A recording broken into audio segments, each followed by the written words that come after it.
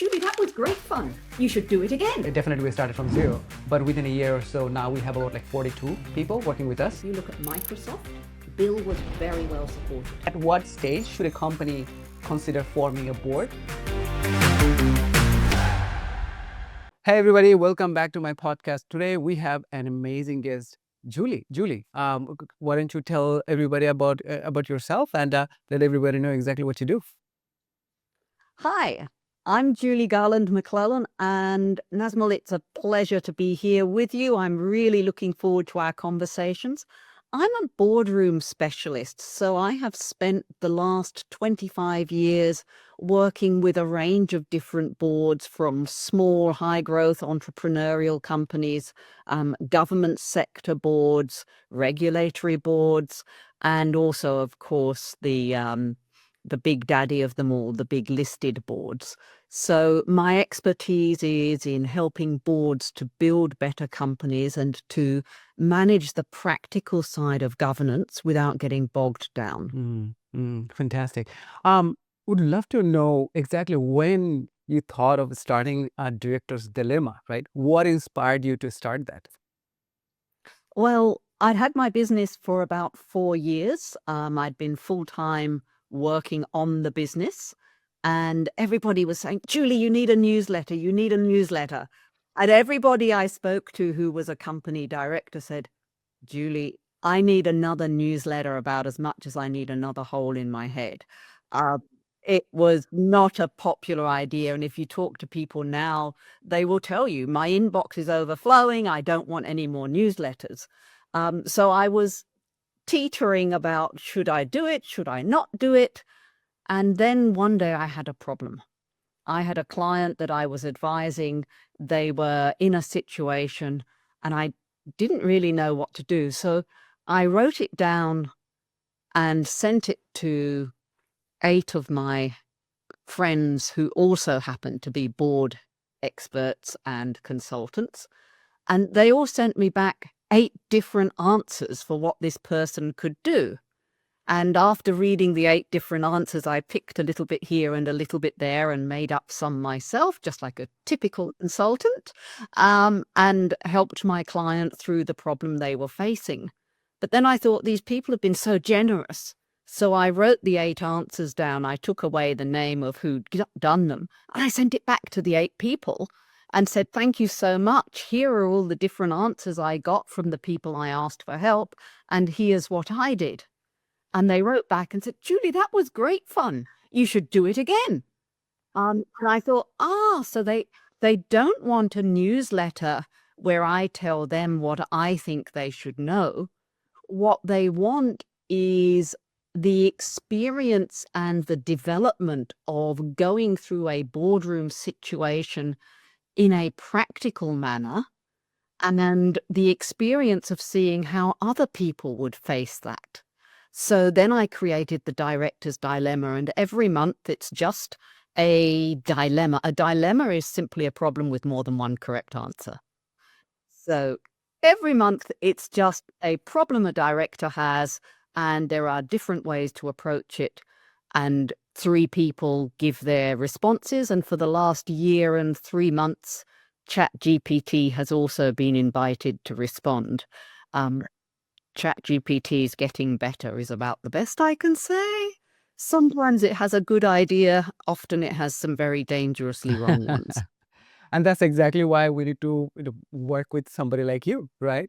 In a board where there are other people, but they might need somebody independent. Would you say, am I saying it right? Yes. Fantastic, Yes. fantastic. Can I ask you this? Like, at what stage should a company consider forming a board? And my follow-up question would be, at what point should somebody start working with somebody like you? Okay, I would say you should consider starting a board when you consider starting a company. Tell yourself, this company is going to be so big that the regulator of companies, in Australia that would be ASIC, in New Zealand that would be the Companies House, the corporations regulator, whoever that regulator is, there will be a point at which your company is so big you must have a board. Usually it starts with 3 people and then grows from there.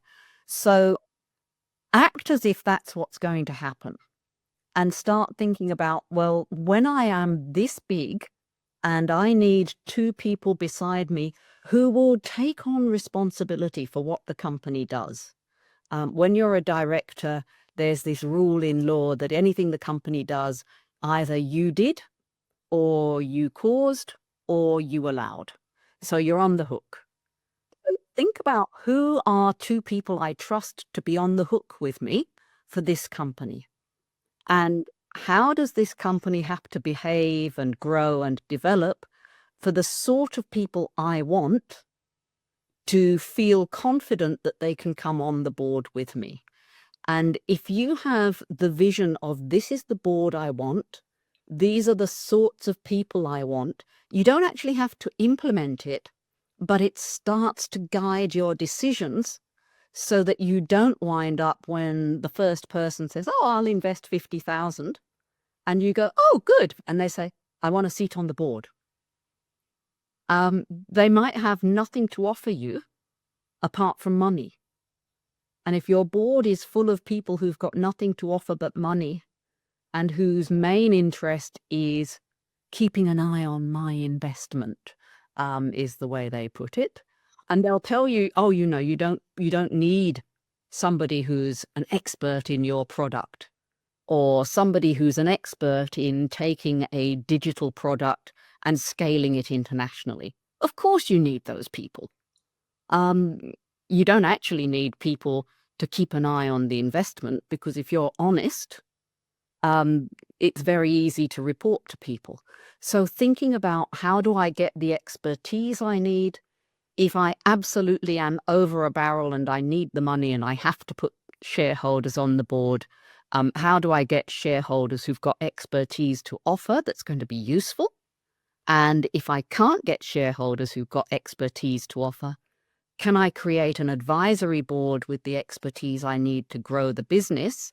And can I negotiate a plan for moving my advisory board onto my statutory governing board so that at some stage I am able to move on beyond? And I see so many really promising companies absolutely hampered because they've got 3 or 4 people on their boards who just aren't adding value. And now the poor founder is paying consultancy rates for every single tiny piece of advice. So my advice is think about your board when you first think about the company. Yeah, yeah, fantastic answer. Because so I also own an agency. We've been running it for the last 1.5 years, and it's been growing really good. So we started from zero, but within a year or so now we have about like 42 people working with us. So the company is growing so fast. It's hard for us to now, always make sure things are always going right. And I absolutely agree with you.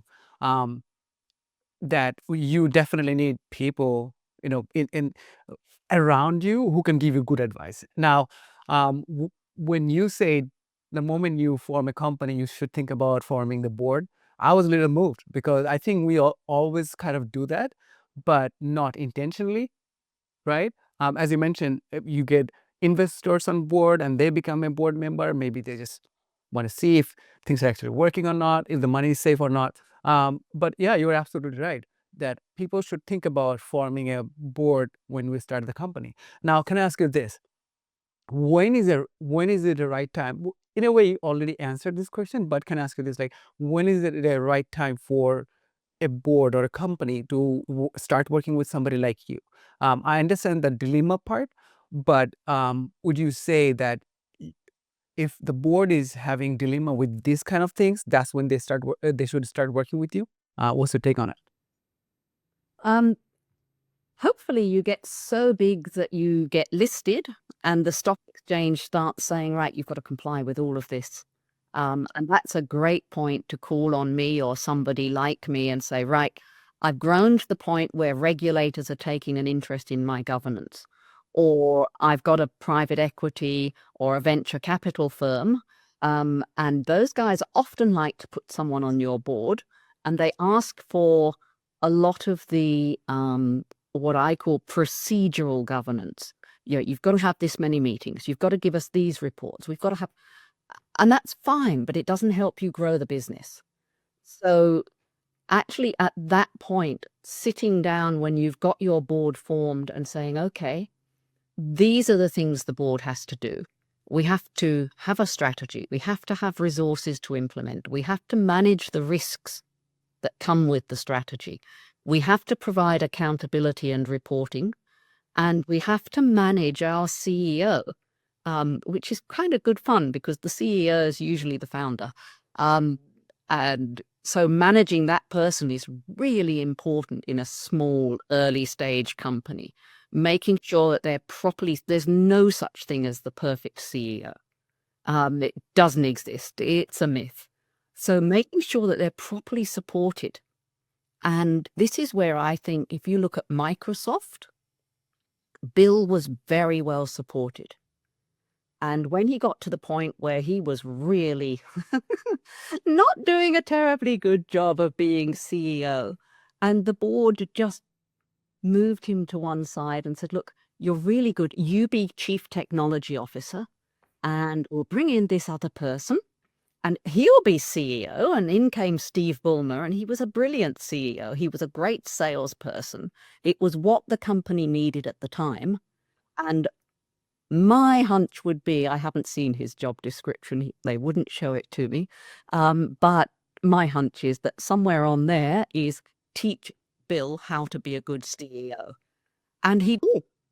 When Steve Ballmer left Microsoft, Bill Gates just stepped back into that CEO role and the company carried on growing. That, to me, is a really good board.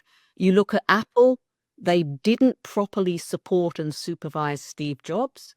In the end, they had to fire him and bring in Mr.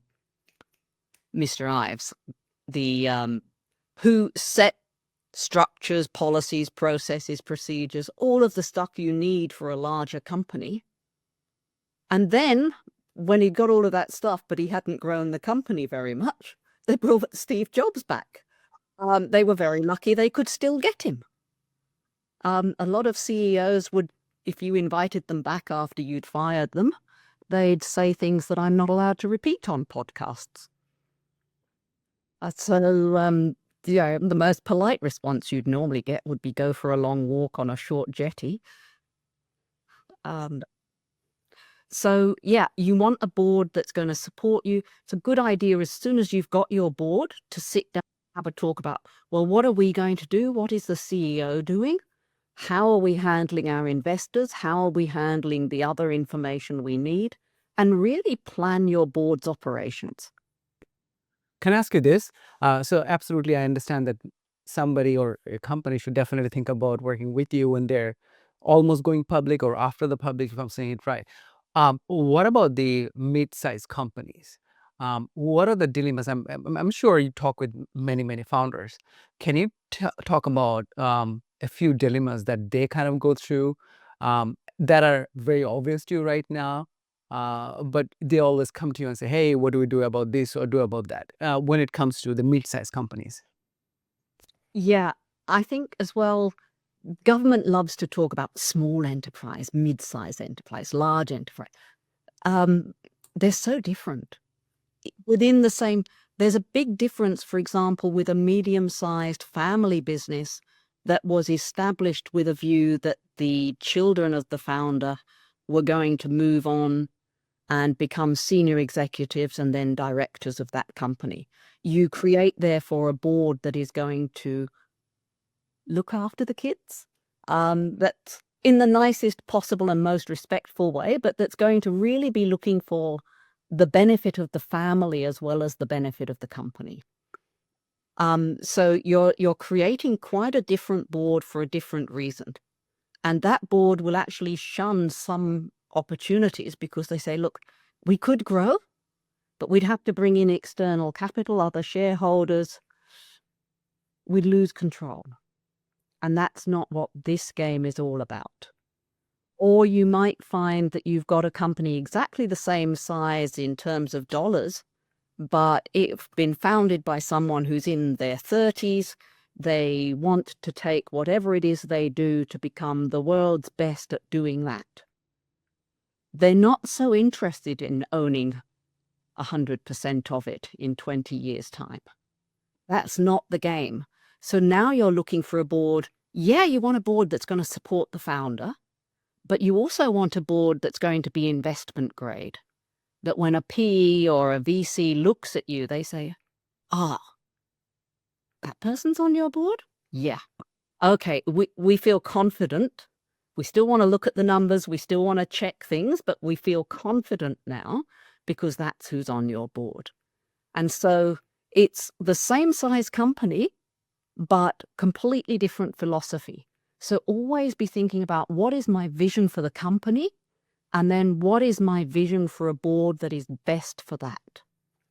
And it's not a question of these are second-rate boards. They're not. They're just different boards. They're first-rate for different reasons. Wow. No, this is fantastic. You're absolutely right. How people should definitely think about what is the end goal, what is the right, and based on that, we should definitely form a board like that. Can I ask you this now? Well, I'm just asking about myself. Can I ask you this? What made you say yes to this podcast? I was just very curious. I think the fact that for so many founders, the business is all consuming, and suddenly they look around and they've got a board, and it's not the board that's best for moving them forwards. So I've seen, for example, a company, it was a global product. It was globally scalable. They had an algorithm that seemed to be the best in the market at the time. They had really good technical people. They'd brought on a major bank as a shareholder and also as a funder for their operations. So there was a shareholding agreement and a funding agreement. That bank insisted on these two senior executives from our bank are going on your board, and so is this really good, top quality corporate lawyer. The trouble was that when the company next wanted a major injection of cash, the bank had changed their strategy. And they were like, "No, we really want what you do, but we want to incorporate that into what we do. We don't want you to be an independent, successful company all around the world. We want you to be a division of us and focused here in Australia." And so then they had problems, firstly, raising the capital quickly. Secondly, trying to find people who were willing to invest in something that was going to be limited in its growth and scope, that had one shareholder who with 30 or 40% dominated the board, and that was going to buy the company in the future. You're not going to get many multiples of your value under that scenario. And so what looked fantastic a year and a half earlier turned into the most poisoned chalice you could ever pick up. So yeah, I really do advise. And again, a company I looked at, they had considered that the company was going to pass to the children. Fabulous. And the children were like, "Dad, you got to be kidding. I'm not working as hard as you do. This doesn't, I'm an international patent attorney. I don't want to do this. But Dad, I'm involved in the arts and the culture, and I'm not going to work in that company."